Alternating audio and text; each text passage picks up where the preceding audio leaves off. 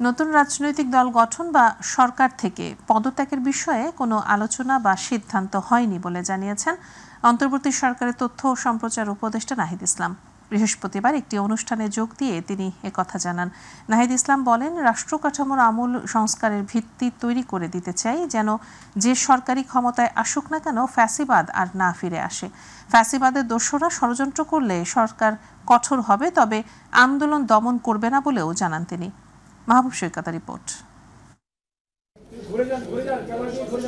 জুলাই আগস্টে ফ্যাসিবাদ বিরোধী আন্দোলন চলাকালে আহত এবং নিহত শহীদ পরিবারের সদস্য এবং অসুস্থ ও অসচ্ছল সংবাদকর্মীদের অনুদানের চেক প্রদান অনুষ্ঠানের আয়োজন করে সাংবাদিক কল্যাণ ট্রাস্ট।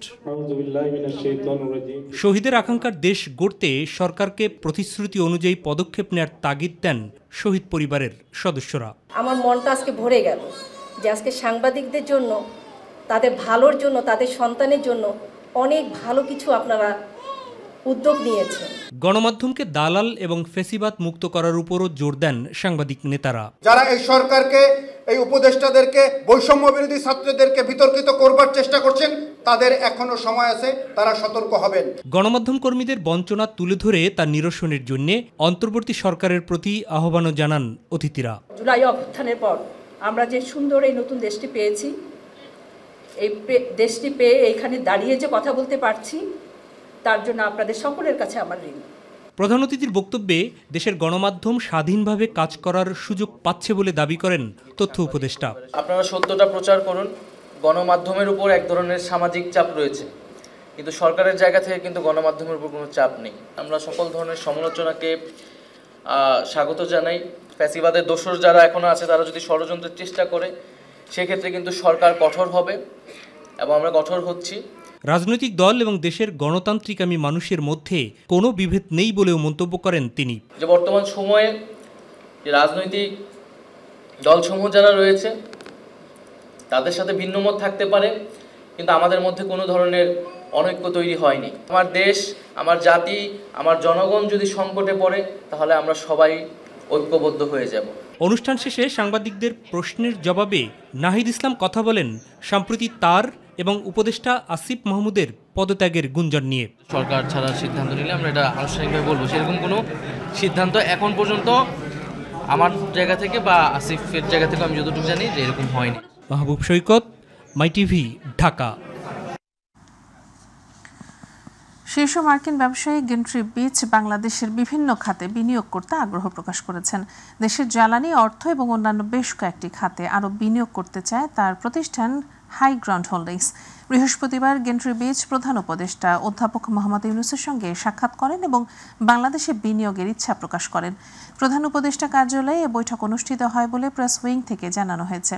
হাই গ্রাউন্ড হোল্ডিংসের সিইও এবং প্রতিষ্ঠাতা গেন্ট্রি বিচ বলেন, তার কোম্পানি ইতোমধ্যেই বাংলাদেশ একাধিক সম্পদ অধিগ্রহণ করেছে এবং দেশের জ্বালানি, অর্থ ও অন্যান্য বেশ কয়েকটি খাতে আরও বিনিয়োগ করতে চায়।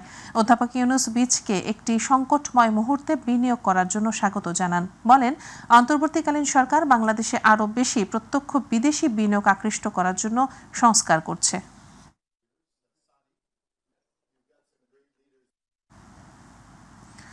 জনগণকে দেয়া বিএনপির ওয়াদা বাস্তবায়নে বাধা এলে প্রতিরোধ করা হবে বলে জানিয়েছেন দলটির ভারপ্রাপ্ত চেয়ারম্যান তারেক রহমান। 4 জেলায় 31 দফা ও জনসম্পৃক্তি বিষয়ক কর্মশালায় ভার্চুয়ালি যুক্ত হয়ে একথা জানান তিনি। বিএনপির ভারপ্রাপ্ত চেয়ারম্যান বলেন, সমাজ ব্যবস্থা ও নির্বাচন ব্যবস্থাকে গড়ে তুলতে না পারলে কোনো সমস্যার সমাধান হবে না। এস এম আরিফের রিপোর্ট। 4 জেলায় 31 দফা ও জনসম্পৃক্তি বিষয়ক কর্মশালায় ভার্চুয়ালি যুক্ত হয়ে দলীয় নেতাকর্মীদের বিভিন্ন প্রশ্নের উত্তর দেন বিএনপির ভারপ্রাপ্ত চেয়ারম্যান তারেক রহমান। জনগণের যে মৌলিক সমস্যা, দেশের যে মৌলিক সমস্যা, যে রাষ্ট্র মেরামত, সেই মেরামতের কারিগর আপনাদেরকে হতে হবে। মেরামতের মিস্ত্রি, টেকনিশিয়ান যেটাই বলেন না কেন, আপনাদেরকে সেটি হতে হবে এবং সেটির নেতৃত্ব আপনাদেরকে দিতে হবে। বিএনপির ভারপ্রাপ্ত চেয়ারম্যান বলেন, সমাজ ব্যবস্থা ও নির্বাচন ব্যবস্থাকে গড়ে তুলতে না পারলে কোনো সমস্যার সমাধান হবে না। আমরা যত যাই করি, আমরা যদি দেশে সমাজে জবাবদিহিতা, নির্বাচনী ব্যবস্থাকে যদি আমরা তৈরি করতে না পারি, কোনোভাবেই আমরা কোনো সমস্যার সমাধান করতে পারবো না। জনগণকে দেয়া বিএনপির ওয়াদা বাস্তবায়নে বাধা এলে প্রতিরোধ করা হবে বলেও জানান তারেক রহমান। পাশে দাঁড়ানোর যে আমাদের শপথ, এই শপথকে লক্ষ্যভ্রষ্ট করার জন্য যদি কেউ এমন কোনো অন্যায় করে থাকে তার বিরুদ্ধে প্রতিবাদ এবং প্রতিরোধ আমরা গড়ে তুলব। SM আরিফ, মাই টিভি। বিএনপি সিনিয়র যুগ্ম মহাসচিব রুহুল কবির রিজভী আহমেদ বলেছেন, নিজের বানানো নরক ফিরে পেতে আবারও ক্ষমতায় বসতে চায় শেখ হাসিনা। এ বিষয়ে অন্তর্বর্তী সরকারকে তৎপর হবার আহ্বান জানিয়েছেন তিনি। সকালে নয়াপল্টনে বিএনপির কেন্দ্রীয় কার্যালয়ের সামনে আর্থিক অনুদান প্রদান অনুষ্ঠানে তিনি এসব কথা বলেন। বিচার বিভাগ শক্ত হলে অনেকেই ইতোমধ্যে বিচারের আওতায় আসত উল্লেখ করে তিনি বলেন, ঢিলেঢালাভাবে সরকার পরিচালনার জন্যই এই অবস্থা সৃষ্টি হয়েছে। নরক তৈরি করেছিলেন শেখ হাসিনা, আবার রচনা করার জন্য উনি ক্ষমতা ফিরে পেতে চান। এই জন্য তার আমরা বলেছি যে দোসররা বিভিন্ন জায়গায় আছে এবং কারাগার থেকেও মনে করছেন অনেকে যে আমরা বোধহয় খুব তাড়াতাড়ি বেরিয়ে পড়ে আবার সেই রাজত্ব ফিরে পাবো। জুলাই অভ্যুত্থানে ছাত্র জনতা বৈষম্যহীন বাংলাদেশ দেখার জন্য জীবন দিয়েছেন। একটি মানবিক ও দুর্নীতিমুক্ত বাংলাদেশ তারা দেখতে চায়। বাংলাদেশে আবার দুঃশাসন ফিরে না আসুক সেই ব্যবস্থা চায়। তাই যদি করতে হয় তাহলে একটা অর্থবহ নির্বাচনের দিকে যেতে হবে সরকারকে। সেই নির্বাচন করতে হলে গুরুত্বপূর্ণ কিছু সংস্কার করতে হবে। সরকারের জন্য এই সরকারকে যৌক্তিক সময় দিতে চায় জামায়াত। বৃহস্পতিবার বিকেলে জয়পুরহাট শহরের সার্কিট হাউস ময়দানে জেলা জামায়াতের বিশাল কর্মী সম্মেলনে বাংলাদেশে জামায়াতের আমির ডাক্তার শফিকুর রহমান প্রধান অতিথির বক্তব্যে সব কথা বলেন।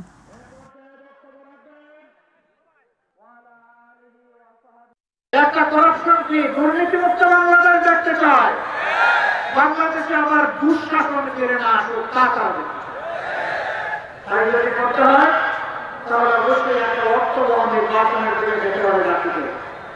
আর সেই নির্বাচন করতে হলে অবশ্যই গুরুত্বপূর্ণ কিছু সংস্কার করতে হবে। নির্বাচন কমিশনের সিনিয়র সচিব আখতার আহমেদ বলেছেন, ভোটারদের আস্থা ফেরানোর কথা জানিয়েছে ইউরোপীয় ইউনিয়ন। রাজধানীর আগারগাঁওয়ে নির্বাচন কমিশনের সঙ্গে সভার আগে সফররত ইইউ গণতন্ত্র বিশেষজ্ঞ মাইকেল লিডার সিইসির সঙ্গে সাক্ষাৎ করেন। সভা শেষে সাংবাদিকদের সঙ্গে কথা বলেন ইসি সচিব ও মাইকেল লিডার। সচিব বলেন, ইইউ ভোটারদের ভেতরে আস্থা ফেরানোর বিষয়টি জানিয়েছেন। বিশেষ করে সচেতনতা, যোগাযোগ সিস্টেমকে আরও জোরদার করার বিষয়ে জোর দিয়েছেন।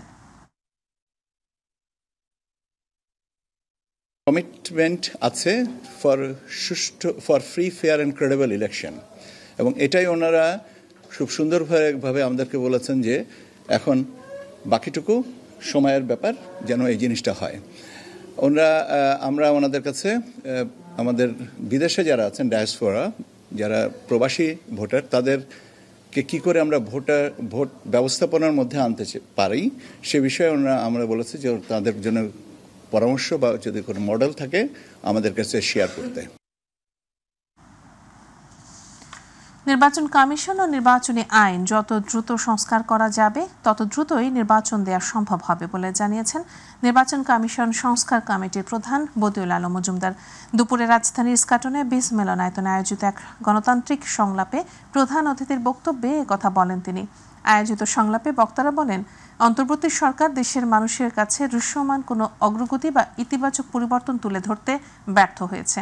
এভাবে চলতে থাকলে ব্যর্থতার দায় নিয়ে বিদায় নিতে হবে বলেও মন্তব্য তার। তাই দ্রুত একটি নির্বাচন দিয়ে রাজনৈতিক সরকারের কাছে ক্ষমতা হস্তান্তরের ওপর জোর দেন বক্তারা। আইনগুলো যত অধ্যাদেশ আকারে জারি করে কার্যক্রম শুরু করা যায় ততই কিন্তু দ্রুত নির্বাচন হবে। তাই এই দ্রুত এবারে ঐক্যমত্য হওয়া জরুরি।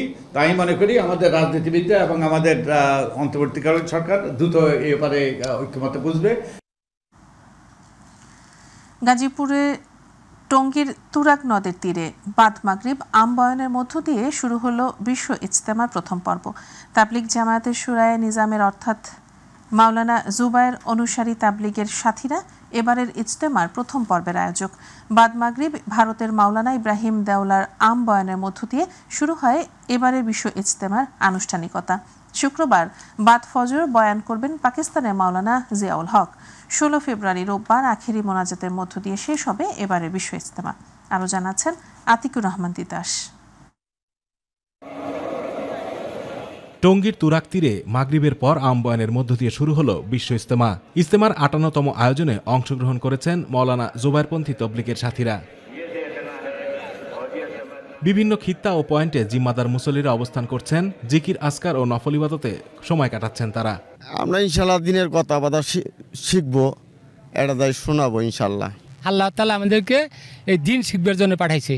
হুজুর পাক সাল্লাল্লাহু আলাইহি ওয়াসাল্লামের তরিকায় চলা, হ্যাঁ আল্লাহর হুকুম মানা, দুনিয়াতেও শান্তি আখিরাতেও শান্তি। আমরা এখানে আসছি, বয়ান হবে ইনশাল্লাহ, বাড়ি যায় এটা আমল করব। যারা আসে তারা কিছু না কিছু এখান থেকে নিয়ে যায়। এখানে আসছি একমাত্র আল্লাহ তাআলাকে রাজি খুশি করার জন্য। আমরা আসছি দিনের দাওয়াত, দিন থাকবে তো দুনিয়া থাকবে। এবারের ইজতেমা ওলামায়ে কেরামের তত্ত্বাবধানে শুরায়ে নিজামের অধীনে 2 ধাপে অনুষ্ঠিত হবে। 2 ফেব্রুয়ারি আখেরি মোনাজাতের মধ্য দিয়ে শেষ হবে প্রথম পর্ব। দ্বিতীয় পর্ব শুরু হবে 3 ফেব্রুয়ারি। আগামী 5 ফেব্রুয়ারি আখেরি মোনাজাতের মধ্য দিয়ে এই পর্ব শেষ হবে। প্রথম পর্বে অংশগ্রহণ করেছে ঢাকার একাংশ সহ 41টি জেলার তবলিগের সাথীরা। এদিকে তৃতীয় পর্ব শুরু হবে আগামী 14 ফেব্রুয়ারি। এতে অংশ নেবেন মওলানা সাদ অনুসারীরা। শেষ ধাপ আখেরি মোনাজাতের মধ্য দিয়ে শেষ হবে 16 ফেব্রুয়ারি। বিশ্ব ইজতেমা উপলক্ষে ময়দানের চারিদিকে গাজীপুর মেট্রোপলিটন পুলিশের পক্ষ থেকে সিসি ক্যামেরার নজরদারির ব্যবস্থা করা হয়েছে। প্রায় 7,000-এর মতো আইনশৃঙ্খলা বাহিনীর সদস্যদের পাশাপাশি দায়িত্বে আছেন 10,000 স্বেচ্ছাসেবী। বিভিন্ন মেট্রো থেকে মোর দেন 7,000 পুলিশ অফিসার এসেছে। আমরা বিভিন্ন ইউনিট থেকেও পুলিশ অফিসার এনে আমরা এখানে ডিউটি সাজিয়েছি।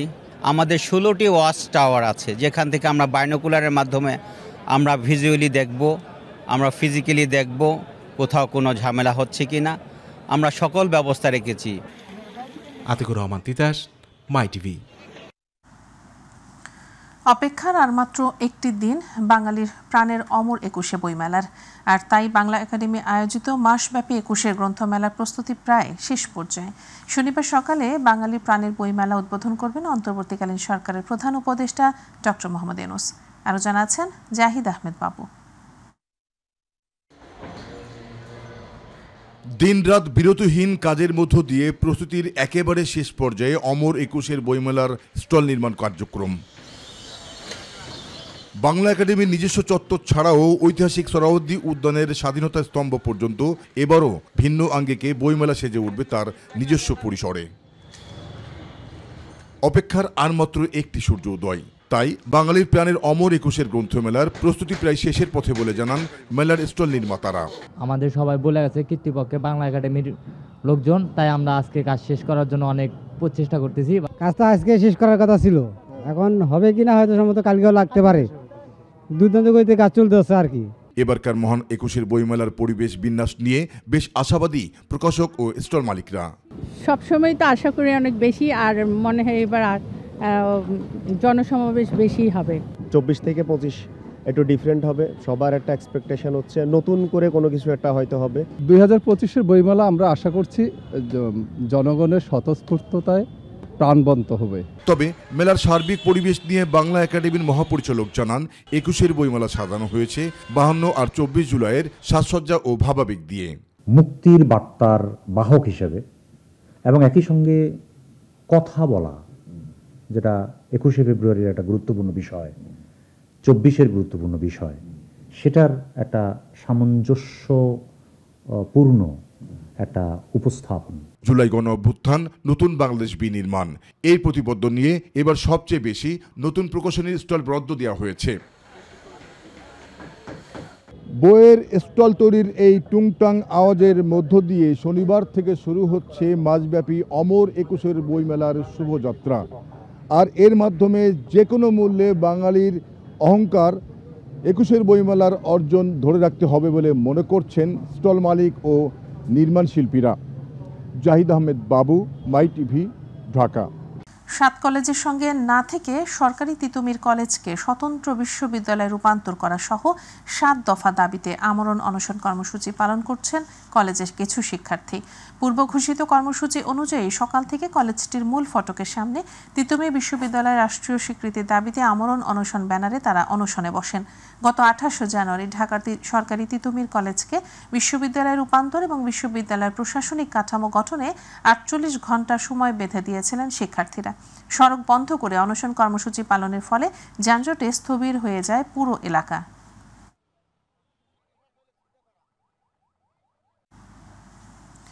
চাঁদপুরের মতলব উত্তরে মেঘনা নদীতে পানির দূষণের কারণে মাছ মরে ভেসে উঠছে। এতে নদীর তীর এলাকায় মরা মাছের দুর্গন্ধে দূষিত হচ্ছে পরিবেশ। নদীর তীরে পচা মাছের দুর্গন্ধে নদী পাড়ের লোকজনের বেহাল দশা। গোসল সহ দৈনন্দিন কোনো কাজেই তারা করতে পারছেন না।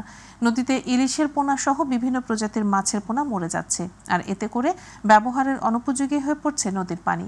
প্রতিনিধি মোহাম্মদ দিন ইসলামের রিপোর্ট, জানাচ্ছেন নুসরাত শারমিন। ঢাকা, মুন্সিগঞ্জ এবং নারায়ণগঞ্জ জেলার নদীর পানি প্রবেশ করে থাকে চাঁদপুরের মতলবের নদীগুলোতে। শহরের বিভিন্ন কলকারখানার দূষিত বর্জ্য এবং ময়লা আবর্জনা নদীতে ফেলার কারণে পানির পিএইচ এবং অ্যামোনিয়া মাত্রার চেয়ে বেড়ে গেছে কয়েক গুণ।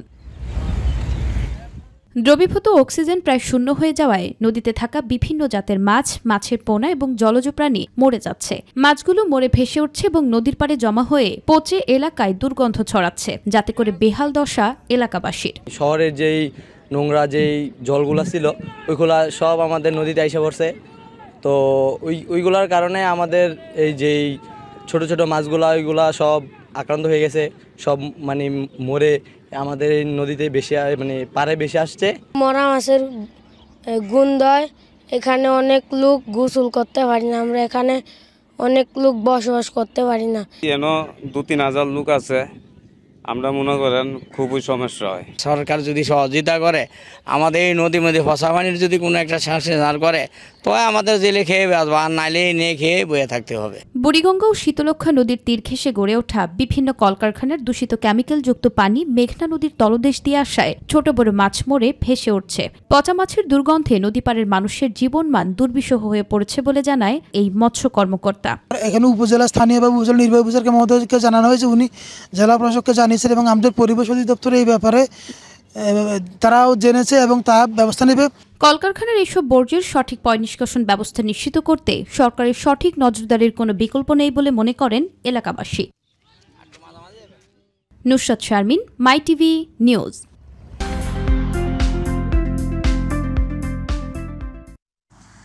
যুক্তরাষ্ট্রে অভিবাসন ও শুল্ক প্রয়োগ আইনের নেতৃত্বে অবৈধ অভিবাসীদের বিরুদ্ধে পরিচালিত একটি দেশব্যাপী অভিযান চলছে। যুক্তরাষ্ট্রের শিকাগো, নিউ জার্সি ও মিয়ামিতে পরিচালিত এই অভিযানে সম্প্রসারিত ক্ষমতা সম্পন্ন একাধিক ফেডারেল সংস্থা অংশ নেয়। বাংলাদেশি সহ বিভিন্ন দেশের অবৈধ অভিবাসীদের আটকের ঘটনায় আতঙ্কিত অভিবাসী প্রত্যাশীরা। যুক্তরাষ্ট্র থেকে জানাচ্ছেন মল্লিকা খান। ট্রাম্প তার নির্বাচনী প্রচারে অবৈধ অভিবাসীদের ব্যাপক হারে বহিষ্কারের প্রতিশ্রুতি দিয়েছিলেন। ক্ষমতায় এসে অভিবাসন ব্যবস্থায় পরিবর্তন আনতে তিনি 21টি নির্বাহী আদেশ জারি করেছেন। এরপরই শুরু হয়েছে অভিযান। শিকাগোতে পরিচালিত অভিযানের তত্ত্বাবধানে ছিলেন ট্রাম্পের সীমান্ত বিষয়ক উপদেষ্টা টম হোম্যান। শিকাগো ছাড়াও Miami, Texas, new jersey, Colorado, Virginia, Washington DC, new York সহ বিভিন্ন এলাকায় অভিযানে প্রায় 6,000-এরও বেশি অবৈধ অভিবাসীদের গ্রেফতার করা হয়েছে। সবার কম বেশি আতঙ্কের মধ্যে রয়েছে, তবে এই মুহূর্তে সবাইকে কোনো নতুন কোনো ঝামেলায় না জড়ানো। বৈধ ও অবৈধ অভিবাসীদের বাইরে চলাচলের জন্য পরিচয়পত্র সাথে রাখার পরামর্শ দিয়েছেন বিশেষজ্ঞরা। প্রবাসীরা সবাইকে বলছি, আপনারা একটু সাবধানে থাকবেন, আর যখন চলাচল করবেন আইডি সঙ্গে নেবেন, এই সময়কে আপনারা মোকাবেলা করুন। অভিবাসন অধিকার কর্মীরা সতর্ক করেছেন, এই অভিযানের সময় বৈধ নাগরিক সহ অন্যরাও ভুলবশত আটক হতে পারেন। আমার মনে হয় না যে এত আতঙ্ক নিয়ে মানে ভয় পাওয়ার কিছুই নাই, জাস্ট খালি সতর্ক থাকলেই ইনশাআল্লাহ সবকিছু ঠিক হয়ে যাবে। বাংলাদেশি কমিউনিটির মধ্যে আতঙ্ক ছড়িয়ে পড়েছে। বিভিন্ন রেস্তোরাঁ ও কর্মক্ষেত্র অনেকটাই ফাঁকা। লোকসানের কবলে রেস্টুরেন্ট মালিকরা। কাজের জায়গায় রেট হলে কিভাবে মালিক অথবা ম্যানেজাররা পিছনের দরজা দিয়ে আমাদের মানুষগুলোকে বের করে দিয়ে সুরক্ষা দিতে পারে, সেই জিনিস আমাদেরকে জানতে হবে। পরবর্তীত পরিস্থিতিতে শিশুদের স্কুলে নেওয়ার জন্য অবৈধ অভিবাসীদের নিরুৎসাহিত করেছেন বাংলাদেশি কমিউনিটির সদস্যরা। আপনার বাচ্চাদেরকে আপনি স্কুলে পাঠাবেন আপনার প্রতিবেশী বা অন্য আত্মীয়স্বজনের মাধ্যমে। আইসিই পুলিশ আসলেই দরজা না খুলে নিরাপদে থাকার পরামর্শ দিয়েছেন মানবাধিকার কর্মীরা। সংকটকালে বাংলাদেশি কমিউনিটির পরস্পরের সহযোগিতায় এগিয়ে আসার আহ্বান জানান তারা। আপনারা আপনাদের সমস্যাটা জানেন, সবাই কিন্তু যার যার everybody has a unique problem, এটা আর কেউ জানবে না। আপনার এই অনুযায়ী একজন অ্যাটর্নির সাথে কথা বলে আপনার পসিবল কি হতে পারে জানা উচিত। মল্লিকা খান, মাই টিভি, নিউ ইয়র্ক, যুক্তরাষ্ট্র। নানান রঙের আতশবাজি ফুটিয়ে জমকালো উৎসবের মধ্য দিয়ে মালয়েশিয়ায় শুরু হয়েছে চীনা নববর্ষ। চীনকে অনুসরণ করে মালয়েশিয়ায় হয় চীনা নববর্ষ উদযাপন উৎসব। বুধবার মালয়েশিয়ায় বসবাসকারী প্রায় ৭৬ লাখ চীনা মেতে উঠবেন কং সি ফা চাই উৎসবে। চীনা নববর্ষে মালয়েশিয়ার মন্ত্রী পরিষদের পক্ষ থেকে জানানো হয় শুভেচ্ছা। একই সাথে বছরে ঐক্যকে আরও শক্তিশালী করার আহ্বান জানানো হয় মন্ত্রী পরিষদের পক্ষ থেকে। মুসলিম মালয় সংখ্যাগরিষ্ঠ মালয়েশিয়ায় চীনারা দ্বিতীয় সংখ্যাগরিষ্ঠ সম্প্রদায়। তাদের সবচেয়ে বড় উৎসব চীনা নববর্ষ। চীনা নববর্ষে একটি প্রাণীকে ওই বছরের প্রতীক হিসেবে ঘোষণা করা হয়। এভাবে ১২ বছরে ১২ প্রাণী চক্র হিসেবে প্রতীক হয়ে ওঠে। ২০২৫ সালকে সাপ বর্ষ হিসেবে ঘোষণা করা হয়েছে। এ উপলক্ষে গত এক সপ্তাহ ধরে মালয়েশিয়ার প্রতিটি প্রদেশ নতুন সাজে সেজেছে। মালয়েশিয়ার প্রবাসী বাংলাদেশিরাও বাদ যান না চীনা নববর্ষে আনন্দ থেকে। ঈদে ছুটি না মিললেও চীনা নববর্ষে লম্বা ছুটি মেলে।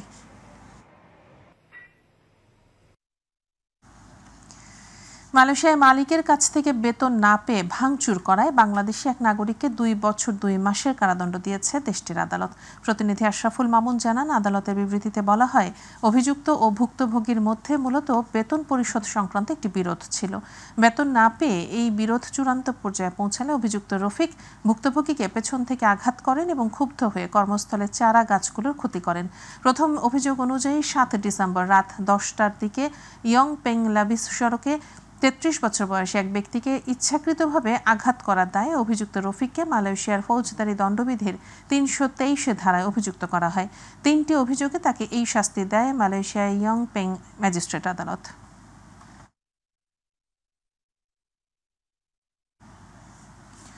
অপহরণকারীদের বিচারের দাবিতে রিয়াদে সংবাদ সম্মেলন করেছে সৌদি আরবে অপহরণের শিকার এক ব্যক্তি ও তার পরিবার। প্রতিনিধি আব্দুল হালিম নিহন জানান, সংবাদ সম্মেলনে রাসেল মিয়া বলেন, গত ১১ জানুয়ারি একটি মোবাইল নম্বর থেকে ব্যবসার কথা বলে এক জায়গায় সাক্ষাতের জন্য লোকেশন পাঠায় অপহরণকারী চক্র। নির্দিষ্ট ঠিকানায় যাওয়ার পরই ৮ থেকে ১০ বাংলাদেশি তার চোখ বেঁধে মারধর করে। এ সময় একটি ইস্তেরাহার ৪ দিন আটকে রেখে তাকে নির্যাতন করারও অভিযোগ করেন রাসেল। এ সময় মুক্তিপণ হিসেবে বাংলাদেশে থাকা রাসেলের পরিবারের কাছ থেকে বাংলাদেশি টাকায় ৩৫,৩৫,০০০ টাকা ব্যাংক এবং মোবাইল ট্রান্সফারের মাধ্যমে আদায় করে। পরে রাসেলকে রাস্তায় ফেলে চলে যায় তারা। ঘটনা তদন্ত করে অপরাধীদের উপযুক্ত বিচার দাবি করেছেন রাসেল।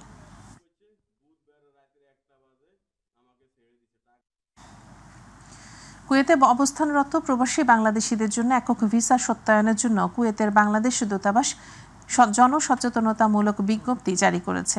কুয়েত প্রতিনিধি আলামিন রানা জানান, দূতাবাসের ভেরিফাই ফেসবুক পেজে বিজ্ঞপ্তিতে বলা হয়, অনেক প্রবাসী বাংলাদেশি ব্যক্তিগত ভিসা আর্টিকেল ২০ নম্বর এবং ছোট কোম্পানি ভিসা নম্বর ১৮ নিচে একক ভিসা নিয়ে কুয়েতে গিয়েছেন। কিছু কিছু ক্ষেত্রে মধ্যস্বত্বভোগী দালালের মিথ্যা প্রতিশ্রুতিতে বিভ্রান্ত হয়ে একক ভিসায় বাংলাদেশি কর্মী কুয়েতে আগমনের কিছুদিন পরেই নিয়োগকর্তা বাংলাদেশি কর্মীর ইকামা বসবাসের অনুমতি বাতিল করে তার স্থলে অন্য ব্যক্তিকে নিয়োগ দিচ্ছে। ফলে বাংলাদেশি কর্মী কুয়েতে অবৈধ হয়ে যাচ্ছে এবং পুলিশের কাছে গ্রেফতার হয়ে বাংলাদেশে আবারও ফেরত যেতে হচ্ছে। এর জন্য একদিকে কুয়েতে যেমন বাংলাদেশের ভাবমূর্তি ক্ষুণ্ণ হচ্ছে, অন্যদিকে ব্যক্তিগতভাবে বাংলাদেশি কর্মী আর্থিকভাবে ক্ষতিগ্রস্ত হচ্ছেন। এমন অবস্থায় বাংলাদেশি কর্মীদের স্বার্থ রক্ষার্থে আগামী ৯ ফেব্রুয়ারি হতে শুধুমাত্র কাফিল দ্বারা জমাকৃত একক ভিসা সত্যায়নের জন্য দূতাবাসে গ্রহণ করা হবে।